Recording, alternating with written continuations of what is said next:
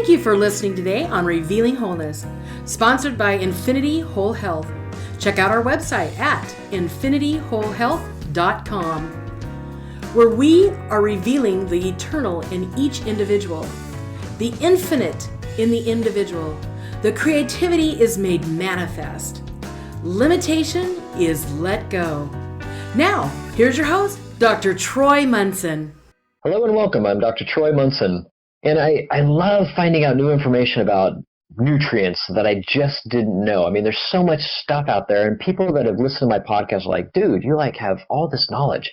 And I keep thinking, we don't really know much about the human body. Of even scientific literature, they say that, 15% of all scientific stuff that they do to people is backed by actual scientific data. And so much of the procedures and things that they do, are just completely crazy. Case in point, most people that get heart surgery, it doesn't actually increase mortality, or rather not mortality, not dying. And so, people do it and they do these surgeries, and yet it really doesn't seem to do much. They can't actually prove that it is really beneficial. I always giggle with these kinds of things. But this particular podcast today is we're going to be talking about vitamin A, but we're also going to talk about some research, then how they manipulate things, even with something like vitamin A. And so we'll go into those concepts as we move along. But what you may find is, if I ask the average person if they know kind of a little bit about nutrition, you might say, well, what is vitamin A? And they say, oh, well, it's beta-carotene. Well, yeah, that's the synthetic form of vitamin A. What's the actual real form? And you might get somebody who might be like, hey, it's retinol palmitate. Yeah, that is one form of vitamin A as well, and that is a natural form. But what there really is there's way more than just one. In fact, there's probably more than 15 to 20 different isomers of vitamin A that we've located. And so here we have this profound vitamin that we think is just this one thing, and yet now we're understanding that, my goodness, there's a lot. It's like some of you that may have heard my vitamin D podcast. There's not just vitamin D3 and D2. And if anybody's like, vitamin D3? Why do I want vitamin D3? Is there a D2? And for that matter, is there a D1? Is there a D4? And in fact, there's more than 50 types of vitamin D that our skin makes. And you think about, well, then that's insane. Why would I only take one? I agree. I absolutely agree. And so these are the kinds of things that hit me as I do nutrition, as I work on clients. Because when I give one form of vitamin A, it's going to do one thing. If I do another form of vitamin A, it's going to do a different thing. And so here's how it works. So here you have investigators years and years and years ago in South America that said, hey, we have found that vitamin A had some cholesterol metabolizing qualities and helped lower cholesterol. And so then in North America, they said, we don't believe it. So North American scientists went through and tested vitamin A, and they said, we find no validity to your claim. And in that, you'd be like, okay, what's going on here? And so the thing that happened is the South Americans were using vitamin A from the beef kidney fats, or fat from the kidney off a cow. They found the high doses of vitamin A, and they were using it out of that. And lo and behold, it seemed to help lower cholesterol levels. And we could go through mechanisms and things like that. For sake of argument, the North Americans, what they were doing is they were using vitamin A from fish liver oil. And so though they were both technically right that they were vitamin A's, but because there's so many isomers, they were using two different isomers. And fish liver is really good for, not kidney problems, but it was really good for night blindness. So it helps the eyes themselves really, really well. Where the kidney fats, that's good for obviously kidney problems, but it also lowers cholesterol. And it was excellent for kidney stones, by the way. And so now you're like, well, this is just crap. How am I going to find my vitamin A? It's why I've said over and over that I would rather point you back towards foods. Now, a couple hundred years ago, you and I would have probably had eaten kidney pie many times. Because when we butchered an animal, we were probably in the middle of nowhere. We had a few homesteads around us that we might have traded goods with.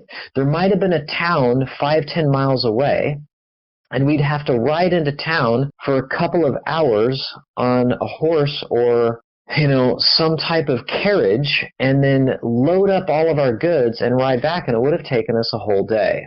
In that process, we would have had to really fend for ourselves, and when we took down an animal, we didn't just eat the muscle meat.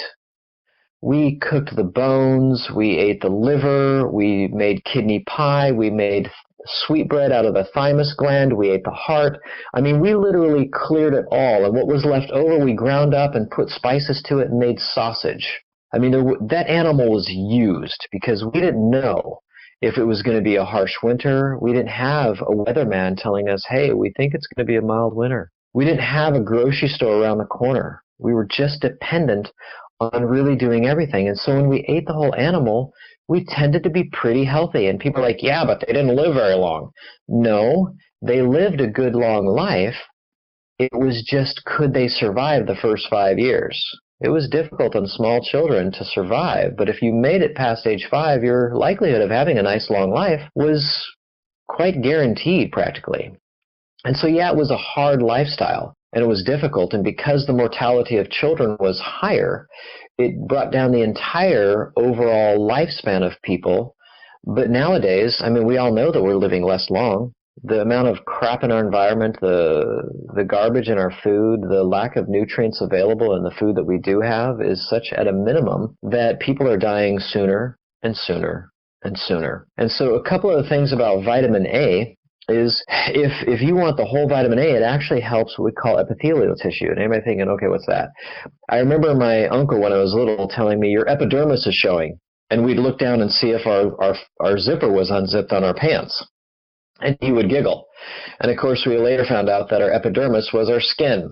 And so epithelial tissue is skin-like substance, whether it's in our gut lining, whether it's our skin itself, underneath our skin. That repair process of the epithelial tissue, or skin, or tissue that covers our body and through the tube that flows through our body called our digestive system, that is a huge factor of vitamin A to keep it healthy.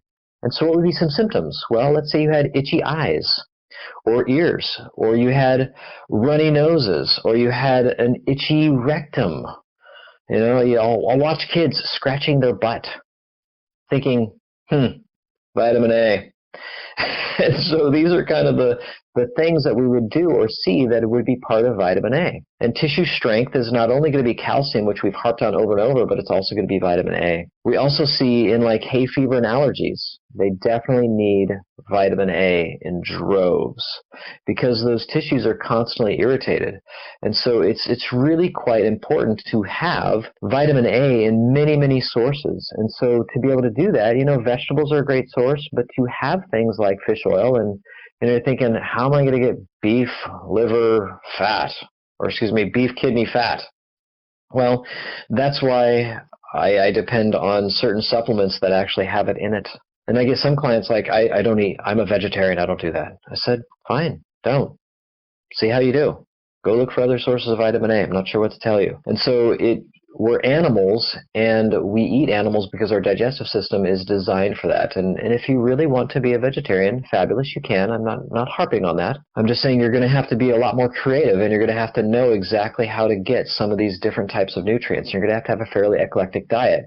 You're going to want to do things like whole grains. I mean, really whole grains, not it's made from whole grain wheat. No, you're going to want to make sure that you're doing it very well with yourself. And you're going to want to be very diverse. You're probably going to want to do something like egg yolks at least, if you're not going to do an absolute type of protein. Will you do milk from a cow or a goat? If at least they're treated well. These are ideas you'll have to wrestle with as you get some of these things, because milk, fat, has tremendous amounts of vitamin A in it, vitamin D, vitamin K, those are fat-soluble vitamins, vitamin E. That's where we want the stuff. And what's fascinating to me is in the stores, they've trained us to know that milk is 3.25%, 3.5% fat. It isn't. It's like 9% fat on a healthy animal. And so we need to rethink some of the things we do. And those clients that I've had that go after raw milk, they're thrilled. They're like, my gosh, this is amazing. The taste is phenomenal. I can feel it when I drink it and get whole nutrients going into my body. I said, isn't it awesome that really there is food out there that actually you drink it or eat it and you feel better? That is indeed medicine. So I hope this was kind of a great overview for some of you on vitamin A, just kind of looking for a little bit of a hedge up on how to take care of things. Maybe you got small kids and you've got these kinds of issues, they got eye problems or what have you. You're just thinking, man, how do I get this stuff in my children? These are ideas and ways to do that. So I hope this was helpful. Until next time, I'm Dr. Troy Munson. Thanks for listening. If you have any questions or comments, you can reach Dr. Munson at 360-893-8586 or email him at chiroman@dr.com. That's chiroman@dr.com. Check out our current workshop schedule on Facebook at Infinity Whole Health. The information on Dr. Troy Munson's podcast is meant to educate the listener and is not intended to diagnose, treat, cure, or prevent disease.